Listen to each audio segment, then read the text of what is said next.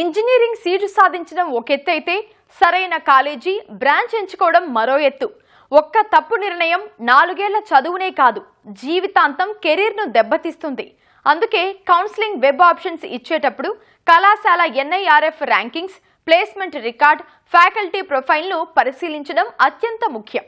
కేవలం brand image మాత్రమే సరిపోదు, మారుతున్న కాలానికి అనుగుణంగా కోర్సులు ఉన్నాయా లేదా చూసుకోవాలి.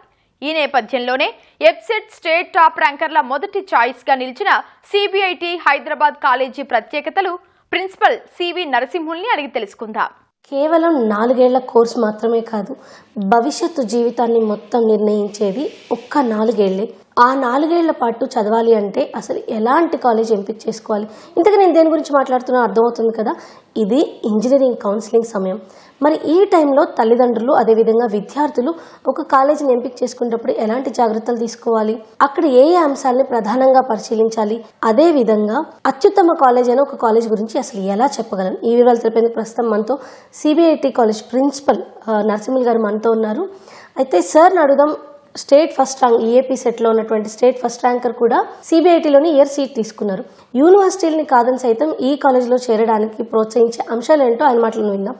సార్ నమస్తే. సార్ నమస్తే అమ్మా. Sir first of all congratulations. And అంటే సిబిఐటి చాలా పెద్ద కాలేజ్, ఒకసారి ఫస్ట్ ర్యాంక్ చూస్ చేసుకున్నారని మాత్రమే కాదు, నిజం చెప్పాలంటే చాలా పెద్ద వాళ్ళని ప్రొడ్యూస్ చేసినటువంటి కాలేజెస్లో సిబిఐటి ఫస్ట్ ప్లేస్లో ఉంటుందంటే అతిశయోక్తి లేదు. సో ఈ సంవత్సరం టాప్ ర్యాంకర్ యూనివర్సిటీస్ని కాదని సిబిఐటిలో జాయిన్ అయ్యారు. ఎలా అనిపించింది? మాకందరికీ కూడా చాలా గర్వకారణం. It's an historical achievement. ఇప్పుడు మా దగ్గర ఫస్ట్ ర్యాంక్ జాయిన్ కావడం అనేది మేము అందరి స్టేక్ హోల్డర్స్లో కాన్ఫిడెన్స్ నింపగలిగాం.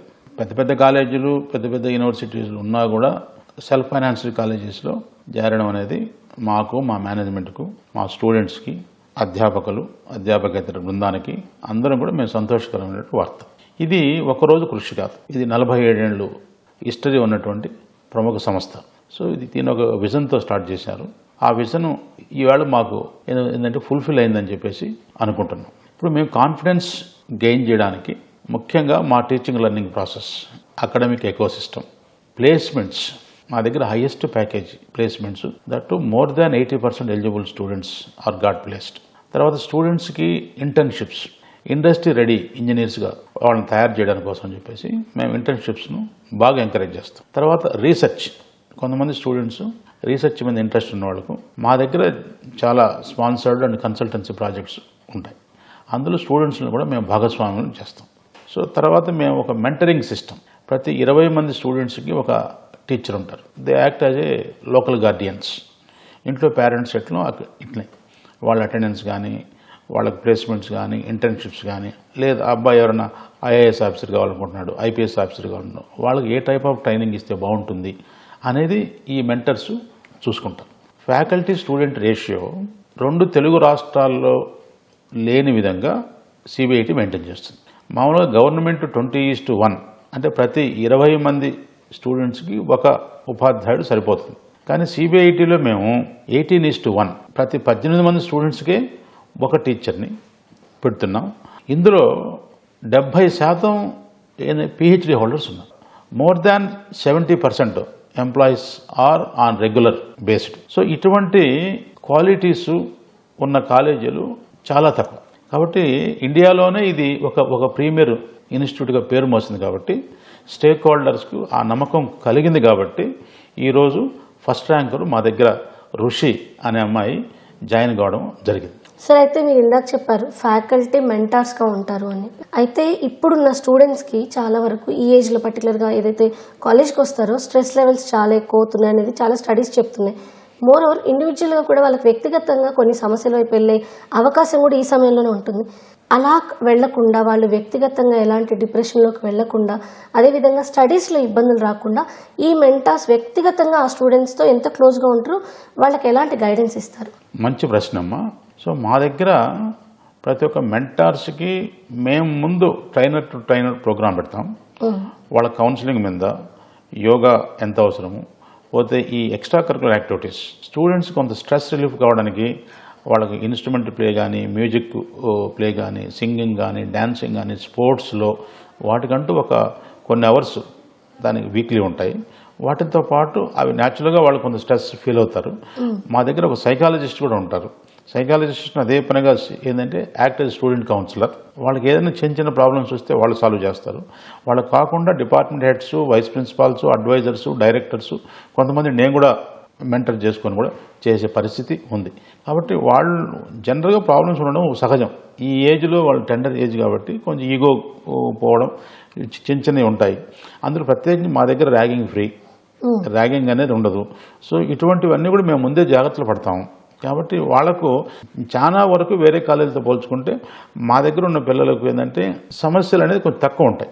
ఇప్పుడు ఎందుకంటే వాళ్ళను ఒక హోలిస్టిక్ డెవలప్మెంట్ తీసుకురావాలనే ఉద్దేశంతో మా దగ్గర దాదాపు 60 స్టూడెంట్స్ క్లబ్స్ ఉంటాయి. ఆ 60 స్టూడెంట్స్ క్లబ్స్లో ఇప్పుడు ఈ చైతన్య క్రీడ, చైతన్య సంస్కృతి ఇట్లా రకరకాలుగా ఉన్నాయి. అందులో ఇప్పుడు చైతన్య సురక్ష, ఇట్లా ఏంటంటే వెల్నెస్ క్లబ్. సో ఇట్లా వాళ్ళకు ఏ హెల్త్ ప్రాబ్లమ్స్ ఉన్నా కానీ మా దగ్గర ఉంటాయి. హెల్త్ సెంటర్ మా దగ్గర ఉంది. సో సపరేట్ బ్లాక్ ఫర్ స్పోర్ట్స్కి ఉన్నాయి, సపరేట్ బ్లాక్ ఫర్ లైబ్రరీ ఉంది. సో కాబట్టి అన్ని విధాల మేనేజ్మెంట్ ఈ సౌకర్యాలని కల్పించడం వాళ్ళందరికీ కూడా మేము ధన్యవాదాలు. మా మేనేజ్మెంట్ మంచి సపోర్టివ్. మేనేజ్మెంట్ దగ్గర నుంచి అటెండర్ వరకు అందరూ కృషి ఉండబట్టే ఈరోజు ఫస్ట్ ర్యాంకర్ మా దగ్గర జాయిన్ కూడా. సార్, మీరు హోలిస్టిక్ డెవలప్మెంట్ అన్నారు కాబట్టి చాలా వరకు పేరెంట్స్ ఈ టైంలో ఇది అడ్మిషన్స్ టైం కాబట్టి పర్టికులర్గా మనం చూస్తే పేరెంట్స్ ఆ కాలేజీకి ఎన్ని ర్యాంకులు వచ్చాయని, ఎంతమంది జాయిన్ అయ్యారు, ఎలాంటి కోర్సెస్కి బాగా డిమాండ్ ఉందని ఆలోచించే వాళ్ళు సర్వసాధారణం. పిల్లల భవిష్యత్తు కోసం ఆలోచించడంలో తప్పు కాదు. కానీ హోలిస్టిక్ డెవలప్మెంట్ అనేది స్టూడెంట్స్కి చాలా అవసరం అనేది నిపుణులు చెబుతున్నమాట. దీనికి అసలు ఎంతవరకు ప్రయారిటీ ఇస్తున్నారంటారు? అటు స్టూడెంట్స్ కావచ్చు, పేరెంట్స్ కావచ్చు, కాలేజ్ చూస్ చేసుకునేటప్పుడు దీనికి ఎంతవరకు ప్రయారిటీ ఇస్తున్నారని మీకు అనిపిస్తుంది? ఎస్, ఇప్పుడు హోలిస్టిక్ డెవలప్మెంట్ ఏంటమ్మా, కొంతమంది స్టూడెంట్స్ బాగా పుస్తకాల పొరుగులాగా ఉంటారు చదువులు. వాళ్ళకు CGPA 9.5, 9.8, 10 ఇవన్నీ వస్తాయి. ఇప్పుడు చాలా కంపెనీస్ హెచ్ఆర్స్ మేము చూస్తున్నాం కదా. ఈవెన్ IIT మెడ్రాస్ రీసెంట్గా లాస్ట్ 1-2 ఇయర్స్ బ్యాక్ కూడా ఎక్స్ట్రా కరిక్యులర్ యాక్టివిటీస్లో ఎక్సలెన్స్గా ఉన్న వాళ్ళకు బెస్ట్ ప్లేస్మెంట్ వచ్చింది. సో చదువు ఒకటే కాదు, చదువుతో పాటు స్కిల్ అవసరం. ఆ స్కిల్తో పాటు communication skills, problems solving skills, analytical skills, interpersonal skills ఇవన్నీ కూడా ఉండాలి. ఇవన్నీ ఉంటేనే పోతే సిమిలర్లీ లీడర్షిప్ స్కిల్స్, రేపు ఆ టీమ్ స్పిరిట్ ఉండాలి. ఇవన్నీ ఉంటేనే వాళ్ళకి ఏదో హోలిస్టిక్ డెవలప్మెంట్ ఉందని అంటాం. ఇవన్నీ తెప్పించడానికి కోసం చెప్పి మేము ఈ 60 క్లబ్స్ను యూజ్ చేసుకొని స్టూడెంట్స్ వాళ్ళే కొంతమంది చాలా ప్రోగ్రామ్స్ మా దగ్గర సుధి, శృతి ఇటువంటి ప్రోగ్రామ్స్, ఫ్లాగ్షిప్స్, ఈవెంట్స్ బ్రహ్మాండంగా చేస్తారు స్టూడెంట్స్. ఇవన్నీ చేయడం మూలంగా వాళ్ళకు మేము అవకాశం కల్పిస్తుంటాం. యాంకరింగ్ చేయడం కానీ, ఏదన్నా లీడర్షిప్ యాక్టివిటీస్ చేయడం కానీ, ఇవన్నీ కూడా ఏంటంటే ప్రతి ఒక్క స్టూడెంట్స్ 60 క్లబ్స్ ఉండబట్టి కంపల్సరీగా మేము ప్రతి ఒక్క స్టూడెంట్ మినిమం 2-3 క్లబ్స్లో ఉండాలని చెప్తాం. కాబట్టి వాళ్ళకి ఆటోమేటిక్గా వాళ్ళ సీనియర్స్ని చూసి నేర్చుకొని ప్రతి ఒక్క క్లబ్కు కూడా ఒక టీచర్ మెంటర్ ఉంటాడు, అడ్వైజర్. ఏంటంటే అర్థమైందా, ఒక కోఆర్డినేటర్ లాగా వాళ్ళని పెడతాం. వాళ్ళందరి మీద డైరెక్టర్స్, స్టూడెంట్స్ అఫైర్ ఉంటారు. వీళ్ళందరూ మానిటరింగ్ ఎక్కువ ఉంటుంది, సూపర్వైజింగ్ ఎక్కువ చేసి రిపోర్ట్స్ తీసుకొని స్టూడెంట్స్ ఎక్కడ వీక్గా ఉన్నారు, ఎక్కడ మనం స్ట్రెంగ్తెన్ చేయాలి, ఇవన్నీ కూడా మాకు it is a continuous process. Sir, అయితే ఇప్పుడు ఏపీ సెట్ కౌన్సిలింగ్ నడుస్తుంది. తల్లిదండ్రులు ఒక కాలేజీని ఎంపిక చేసుకునేటప్పుడు, ఎందుకంటే మనం ఎంత స్టూడెంట్ చాయిస్ ఉంటుందన్నా మన దగ్గర ఎంతో కొంత తల్లిదండ్రుల ఇన్ఫ్లుయెన్స్ అనేది ఉంటుంది. కాబట్టి తల్లిదండ్రులు కావచ్చు, స్టూడెంట్స్ కావచ్చు, ఒక కాలేజీని ఎంపిక చేసుకునేటప్పుడు ప్రధానంగా ఆ కాలేజ్ గురించి ఏ విషయాలు అంటే తెలుసుకోవడం ముందస్తుగా మంచిదంటారు? ఎస్, కాలేజీని ఎంచుకోవడం అనేది ఒక ముఖ్యమైన ఘట్టం వాళ్ళ యొక్క కెరీర్లో. సో మొట్టమొదటిగా ఆ కాలేజెస్కి పర్మిషన్స్ అన్నీ ఉన్నాయా, AICTE పర్మిషన్స్ కానీ, యూనివర్సిటీ అఫిలియేషన్ పర్మిషన్స్ కానీ ఉన్నాయా అనేది ముఖ్యంగా చూసుకోవాలి. ఎందుకంటే ఈ మధ్య కొన్ని ఫేక్ కాలేజీలు కూడా ఉన్నాయని అంటున్నారు. సో తర్వాత అక్రిడేషన్స్ ఉన్నాయా లేవా, అక్రిడేషన్స్ ఉంటే వీళ్ళు తీసుకుపోయే బ్రాంచ్కి NBA అక్రిడేషన్ ఉందా, ఎంటైర్ కాలేజీకి NAC అక్రిడేషన్ ఒకవేళ ఉంటే ఏ గ్రేడ్, A++ అనేది హైయెస్ట్ గ్రేడ్. ఇప్పుడు CBITకి A++ గ్రేడ్. అట్లే NBA అక్రిడేషన్ 3 ఇయర్స్ ఉందా, 6 ఇయర్స్ అక్రిడేషన్ చేశారా. తర్వాత ముఖ్యమైన అంశం ఏంటంటే faculty student ratio 20:1 faculty student ratio, student faculty ratio ఉందా లేదని చెక్ చేసుకోవాలి. ఉంటే అందులో ఎంతమంది క్వాలిఫైడ్ స్టాఫ్ ఉన్నారు, ఎంతమంది PhD హోల్డర్స్ ఉన్నారు, ఎంతమంది ఇండస్ట్రీ ఎక్స్పీరియన్స్ ఉన్నారు. సో అందులో ఎంతమంది NITs, IITs, IIMలో చదువుకొని వచ్చిన వాళ్ళు ఉన్నారు. ఎందుకంటే టీచర్ స్ట్రాంగ్గా ఉంటేనే ఈ కెన్ గైడ్ స్టూడెంట్స్. తర్వాత మూడో అంశం ఏంటంటే ప్లేస్మెంట్స్. ఎందుకంటే ఎన్ని చేసినా కానీ ఆఖరికి మనకు ఉద్యోగం కోసం చేస్తాం. వచ్చే స్టూడెంట్ ఉద్యోగం గురించి వస్తాడు, లేదంటే హైయర్ స్టడీస్కి వెళ్తాడు, లేదంటే వాడు ఏదైనా ఒక కంపెనీ పెట్టుకొని ఎంటర్ప్రెన్యూర్ కావాలంటాడు. మా దగ్గర ప్లేస్మెంట్స్ ట్విన్స్ ఈ తెలుగు స్టేట్స్ లేనట్టు సెల్ఫ్ ఫైనాన్స్ కాలేజీలో హైయెస్ట్ సిటీసీ హైయెస్ట్ ప్యాకేజ్ ఉంది. దాదాపు మోర్ దాన్ 80% స్టూడెంట్స్ ప్లేస్ అవుతున్నారు, ఎలిజిబుల్ స్టూడెంట్స్ అందరూ అన్ని బ్రాంచుల్లో కూడా. కొంత ఒక 5% వరకు ఎంటర్ప్రెన్యూర్స్ స్టార్టప్స్ పెట్టుకొని వాళ్ళు ఎంటర్ప్రెన్యూర్గా, కొంతమంది ఏంటంటే జాబ్ సీకర్స్ కాకుండా జాబ్ ప్రొవైడర్స్గా. సో అందుకోసం చెప్పి మేము ఎంటర్ప్రెన్యూర్షిప్ అని ఒక కోర్సు కూడా పెట్టి వాళ్ళని ట్రైన్ చేస్తాం. సో అట్లా మిగతా కాలేజీలో కూడా వాళ్ళ holistic development what extra they are doing అనేది ఇవి మనం చెక్ చేసుకోవాలి. తర్వాత ఏంటంటే infrastructure, class rooms, ICT technology వాడేసేటువంటి క్లాస్ రూమ్స్ ఉన్నాయా లేవా, అంటే క్లాస్లోనే ఇంటర్నెట్ ఫెసిలిటీ ఉంటే స్టూడెంట్ డెమాన్స్ట్రేట్ చేయొచ్చు. ఆ కాలేజీలో మంచి సెమినార్ హాల్స్ ఉన్నాయా లేవా, లైబ్రరీ ఉందా లేదా, స్పోర్ట్స్ ఫెసిలిటీ ఉందా లేదా, అంటే గ్రౌండ్స్ ఉన్నాయా లేవా for both boys and girls, ఇవన్నీ చూడాలి. ఇవన్నీ చూసుకుంటే అన్ని ఫెసిలిటీస్ ఉన్న చోట ఖచ్చితంగా స్టూడెంట్ జాయిన్ చేపిస్తే వాళ్ళు, వీటన్నిటికంటే మించి ఆ కాలేజ్ కల్చర్ అనేది ముఖ్యం. ఇప్పుడు సీనియర్ కాలేజెస్కి ఏమవుతుందంటే ఆలుమిని, స్ట్రాంగ్ ఆలుమిని ఉంటుంది. వాళ్ళు ఇక్కడికి వచ్చి వాళ్ళ జూనియర్స్ని ట్రైన్ చేసే అవకాశం ఉంటుంది. ఇప్పుడు రీసెంట్గా మా దగ్గర నిన్న పేపర్లో మేము చూస్తున్నాం, మాకు వచ్చిన న్యూస్ బట్టి ఉదయ్ రుద్రరాజు అని 2011 computer science engineering branch has been appointed as a CTO for Open AI company. ఇట్లా మా దగ్గర కొన్ని వందల మంది, వేల మంది సిబిఐటి నుంచి ఉద్భవించిన వాళ్ళు, ఐఏఎస్ ఆఫీసర్లు, ఐపీఎస్ ఆఫీసర్లు, ఆర్డీఓలు, ఓకే, ఎస్పీలు ఇట్లా ఉంటూనే టెక్నాలజికల్గా కూడా మంచి టెక్నాలజికల్ జైంట్స్ కింద ఉన్నారు. ఇప్పుడు మనకి ఎవరైతే ఆలుమ్ని ఉంటారో ఆలుమ్ని స్టూడెంట్స్కి హెల్ప్ చేయడానికి ఉపయోగపడుతుంది. ఎగ్జాక్ట్గా కూడా ఎక్స్పర్ట్స్ ఇదే మాట చెప్తారు. ఎందుకంటే మనకి ఎక్కువ కాంటాక్ట్స్ ఉండాలి, దానివల్ల మనం ఇంకొంచెం బెటర్ పొజిషన్కి వెళ్ళగలుగుతాము. ఇది ఇన్ ఫ్యూచర్ ఎంతగానో ఉపయోగపడుతుందని. సో మీ ఆలుమ్ని టీమ్స్ని, మీ కరెంట్ ఉన్న స్టూడెంట్స్ని కనెక్ట్ చేస్తూ ఎలాంటి ప్రోగ్రామ్స్ చేస్తున్నారు, అండ్ ఇలాంటి ప్రోగ్రామ్స్ స్టూడెంట్స్ ఎంత అవసరం? ఇది ఆలుమ్ని కనెక్ట్ అనేది చాలా అవసరం, చాలా ఇంపార్టెంట్. అంటే ఈరోజు ఇండస్ట్రీలో ఏం జరుగుతుందనే విషయం వాళ్ళు మాత్రం చెప్పగలుగుతారు, మేము టీచర్లకు చెప్పలేం. మేము రొటీన్లో ఉంటాం. అందుకోసం చెప్పేసి మా స్టూడెంట్స్, మా ఆలుమ్ని, నేను మీ తరపున కూడా మా ఆలుమ్నికి ధన్యవాదాలు తెలుపుతున్నాను. వాళ్ళు చాలామంది కాలేజీకి రావడం కానీ, అన్ని డిపార్ట్మెంట్లో బీఓఎస్ మెంబర్లుగా వాళ్ళు ఉంటూ సిలబస్ ఫ్రేమ్ చేసేటప్పుడు కూడా వాళ్ళ ఇన్పుట్స్ వాళ్ళు ఇస్తూ, ఇట్లుంటే బాగుంటుంది ఈ సిలబస్ అని, ఈ కోర్సులు నేర్పిస్తే బాగుంటుంది అని వాళ్ళన్నీ కూడా చెప్పడం మూలంగా మేము ఆ విధంగా ఇది మా కరికులం, మా సిలబస్ను ప్రిపేర్ చేస్తూ వాళ్ళతో ఆన్లైన్ లెక్చర్స్ కానీ, ఆఫ్లైన్ వర్క్షాప్స్ కానీ, ఇవి almost all every week or every 2 weeks ఏదో డిపార్ట్మెంట్ ఆలుమినితో కండక్ట్ చేస్తూనే ఉంటుంది.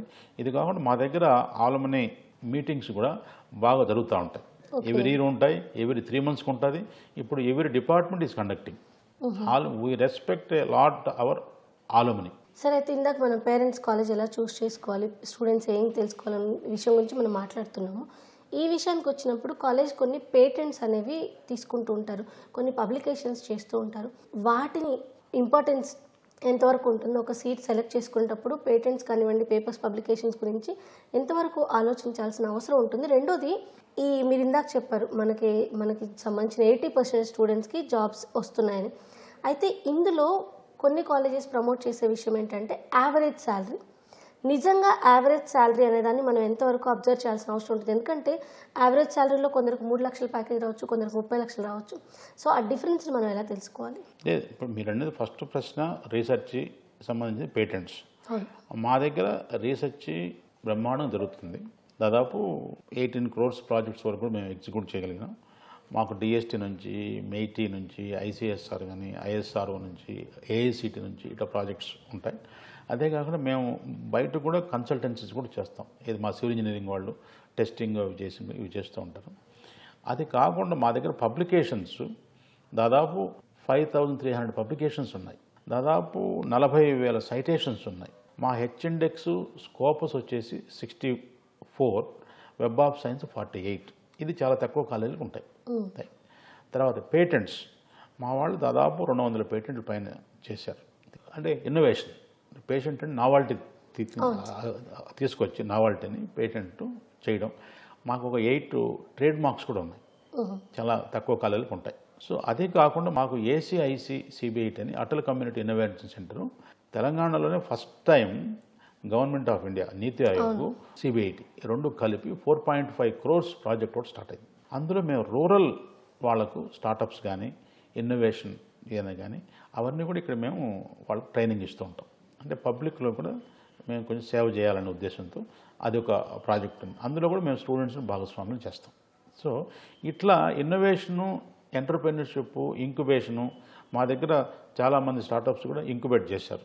ఓకే, వాళ్ళకు మా ఇంక్యుబేటర్స్, మా ఏంటంటే అడ్వైజర్ ఐ&ఐ, ఏసీఐసి సిఇఓ వాళ్ళ కంటిన్యూస్గా వాళ్ళకు చెప్తూ ఉంటారు. ఈ విషయాల్ని అదర్ కాలేజెస్లో కూడా పేరెంట్స్ ఎంతవరకు గమనించాలి, అది ఎంత కీ రోల్ ప్లే చేస్తుంది? అబ్జర్వ్ చేయాలి. ఎందుకంటే ఈరోజు టీచింగ్ లెర్నింగ్ ప్రాసెస్సే కాకుండా ఎక్స్ట్రా ఏం చేస్తున్నారు అంటే అల్టిమేట్గా ఇన్నోవేషన్ అనేది is going to take a vital role in future. అంటే ముండేన్ యాక్టివిటీ కాకుండా ఓకే చాక్ అండ్ టాక్ కాకుండా ఏం ఎక్స్ట్రా జరిపిస్తాను. అదే మీకు మొట్టమొదటిసారి చెప్పినదంటే మా ప్రాజెక్ట్లో కూడా స్టూడెంట్స్ని కొంతమంది భాగస్వాములు చేస్తాను. They are also part.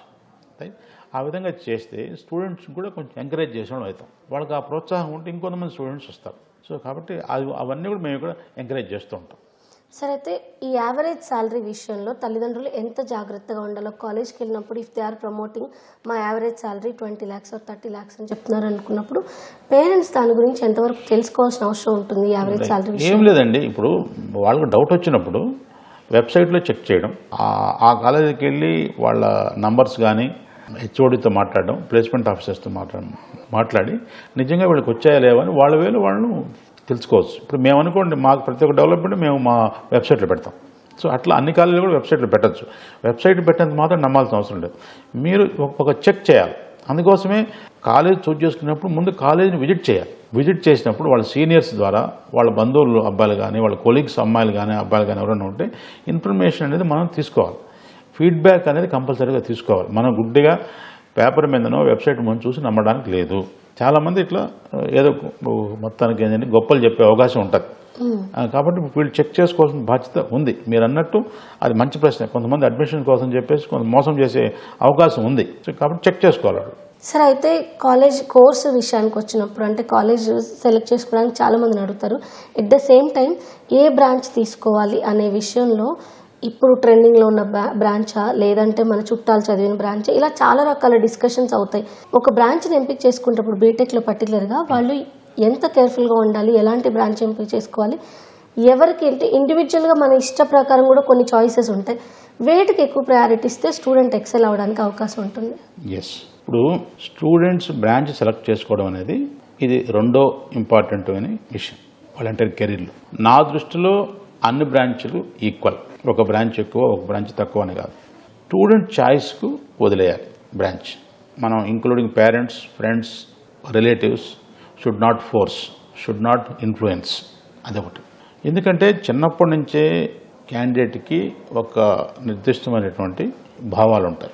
వాళ్ళు ఒక సివిల్ ఇంజనీర్, ఒక సూపరింటెండెంట్ ఇంజనీరు లేదా చీఫ్ ఇంజనీరు వాళ్ళ మామో వాళ్ళ బాబాయో ఎవరన్నా ఉంటే ఆ రోజుల్లో అంబాసిడర్ కారు దిగి వాళ్ళ అటెండర్స్ వేసాం సూట్ కేసు మోసుకొని ఇంట్లోకి వచ్చేటప్పుడు అబ్జర్వ్ చేస్తూ ఉన్నాడు అనుకోండి.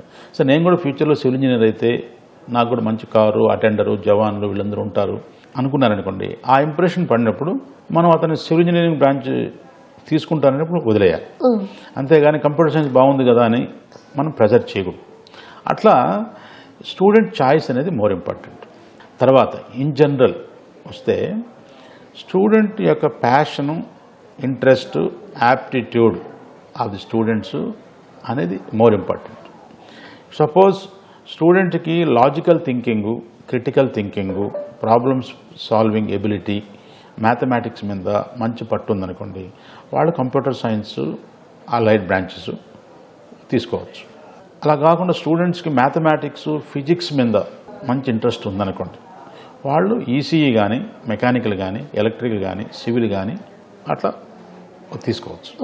ఫిజిక్స్, కెమిస్ట్రీ సబ్జెక్ట్స్ మంచి స్ట్రాంగ్, కొంతమంది ఈ మధ్య ఎంబైపీసీ ఉంది, బయాలజీ కోర్సెస్ మీద స్ట్రాంగ్గా ఉందనుకోండి, వాళ్ళు కెమికల్ ఇంజనీరింగ్, బయోటెక్నాలజీ మీద తీసుకోవచ్చు. కాబట్టి వాళ్ళకు ప్యాషను, ఇంట్రెస్ట్, వాళ్ళ యాప్టిట్యూడ్ ఎట్లుంది అనే దాన్ని బట్టి వాళ్ళు ఏ బ్రాంచ్ తీసుకుంటే నేను ఫ్యూచర్లో రాణిస్తాను అనే దాని మీద కూడా స్టూడెంట్ తీసుకునే ముందు తన్ను తాను అసెస్ చేసుకొని, తర్వాత ముఖ్యమైన అంశం ఏంటంటే ఈరోజు ట్రెండ్స్ ఎట్లున్నాయి, జాబ్ ఆపర్చునిటీస్ ఎట్లున్నాయి, ఫ్యూచర్లో జాబ్ ఆపర్చునిటీస్ ఎట్లున్నాయి. ఇప్పుడు ఫ్యూచర్లో ఇప్పుడు కంప్యూటర్ సైన్స్ అలాంటి ఇప్పుడు బాగానే ఉంది, ఒకప్పుడు బాగానే ఉండింది, మళ్ళీ తగ్గింది. కాబట్టి నేనేమంటున్నానంటే అన్ని బ్రాంచ్లకు కూడా ఈక్వల్ ఇంపార్టెన్స్. ఇప్పుడు మెకానికల్ ఇంజనీరింగ్, ఆటోమొబైల్ ఇంజనీరింగ్ లేకపోతే వీ కెనాట్ ట్రావెల్. ఎందుకంటే వెహికల్స్ తయారు చేసేవాళ్ళు, ఓకే, కొత్తదనం తీసుకొచ్చే రీసెర్చ్ ఉండాలంటే ఆటోమొబైల్ ఇంజనీర్, మెకానికల్ ఇంజనీర్స్ ఉండాలి. ఎలక్ట్రానిక్ ఇంజనీర్లు ఇప్పుడంతా ఐఓటీ, సెమీ కండక్టర్ ఇండస్ట్రీ రాణించబోతుంది ఫ్యూచర్లో. సో ఈసీఈ బ్రహ్మాండంగా ఫ్లరిష్ అయ్యే అవకాశం ఉంది. సో ఇప్పుడు ఏఐ, కంప్యూటర్ సైన్స్ ఇవన్నీ బ్రెయిన్ అనుకుంటే ఈసీఈ అనేది నర్వస్ సిస్టమ్, అంటే బ్యాక్గ్రౌండ్లో ఈసీఈ ఉంటుంది. సో ఈ టెక్నాలజీ పనిచేయాలంటే కూడా ఎలక్ట్రికల్, ఇప్పుడు ఫ్యాబ్రికేషన్ తయారు చేయాలంటే మోడల్స్, మెకానికల్ వాళ్ళు, ఈ అన్ని ఇంజనీరింగ్ బ్రాంచ్లు ఉంటేనే మనం ఫ్లరిష్ అవుతాం. సో కాబట్టి నేను మళ్ళీ విద్యార్థి చెప్పడం ఏంటంటే వాళ్ళ యాప్టిట్యూడ్ని వాళ్ళు చెక్ చేసుకోవాలా, వాళ్ళ ఇంట్రెస్ట్, ప్యాషన్ చెక్ చేసుకోవాలా, జాబ్ ఆపర్చునిటీస్ చెక్ చేసుకొని మంచి బ్రాంచ్ వాళ్ళు తీసుకుంటారని నేను అనుకుంటున్నాను. సార్, ఫైనల్గా మీరు ప్రిన్సిపల్గా ఉన్నారని మీరు ఫస్ట్లో కూడా అన్నారు. ఒక కాలేజ్ ప్రిన్సిపల్గా నేను ప్రతి ఒక్క విషయాన్ని చాలా కేర్ఫుల్గా చూస్తేనే విద్యార్థులకు మంచి విద్య అందించగలమని. So CBIT, Chaitanya Bharathi institute of technology, దీన్ని నెక్స్ట్ 5 yearsలో ఏ స్టేజ్లో చూడాలనుకుంటున్నారు? ఇప్పటికే అన్ని రకాల ఫెసిలిటీస్ ఇక్కడ ఉన్నాయి, బట్ ఇంకా బెటర్మెంట్ కోసం ఏం చేయాలనుకుంటున్నారు? అంటే ముఖ్యంగా మా ముందర 2 ఛాలెంజెస్ ఉన్నాయండి. ఒకటి యూనివర్సిటీ చేయాలని సిబిఐటిని, రెండోది ఇప్పుడు ఏ విధంగా అయితే ఫస్ట్ ర్యాంకర్ ఎంసెట్ నుంచి మా దగ్గర చేరిందో, మా విజన్ ఏంటంటే the top students who dream to join IIT Hyderabad has to come and join in CBIT. ప్రతి ఒక్క విద్యార్థి ఐఐటి హైదరాబాద్లో చేరాలనుకున్న వాళ్ళను సిబిఐటిని ఫస్ట్ కన్సిడర్ చేయాలి, ఆ స్థాయికి దీన్ని తీసుకెళ్ళాలి అనేది మాది నెక్స్ట్ విజన్. సో ఇది మొత్తంగా కాలేజ్ ఇంజనీరింగ్ కోర్సులో జాయిన్ అవ్వాలనుకునే విద్యార్థులు కళాశాలల్ని ఎంపిక చేసుకోవడంలో ఎలాంటి జాగ్రత్త తీసుకోవాలి, తల్లిదండ్రులు ఏం చేయాలి, మరోవైపు సిబిఐటి లాంటి కళాశాలని ఏపీ సెట్ ఫస్ట్ ర్యాంకర్ ఎంపిక చేసుకోవడానికి ఉన్న దానికంటే ముందు చేసిన కసరత్తు, వాళ్ళు ఇన్ని సంవత్సరాలు అంటే దాదాపు 47 సంవత్సరాల ప్రయాణం, ఈ ప్రతి సంవత్సరం ఎప్పటికప్పుడు కళాశాలని ఇంప్రూవ్ చేసుకున్నటువంటి విధానం, భవిష్యత్తులో యూనివర్సిటీని ఎందుకు చేయాలనుకుంటున్నారు, విద్యార్థులకి ఎలాంటి విద్యను అందించాలి అనుకుంటున్నారన్న దానికి సంబంధించి CBIT principal professor Narasimhulu garu చెప్పినటువంటి విశేషాలు. కెమెరా పర్సన్ పురుషోత్తంతో రమ్య, ఈటీవీ న్యూస్, హైదరాబాద్.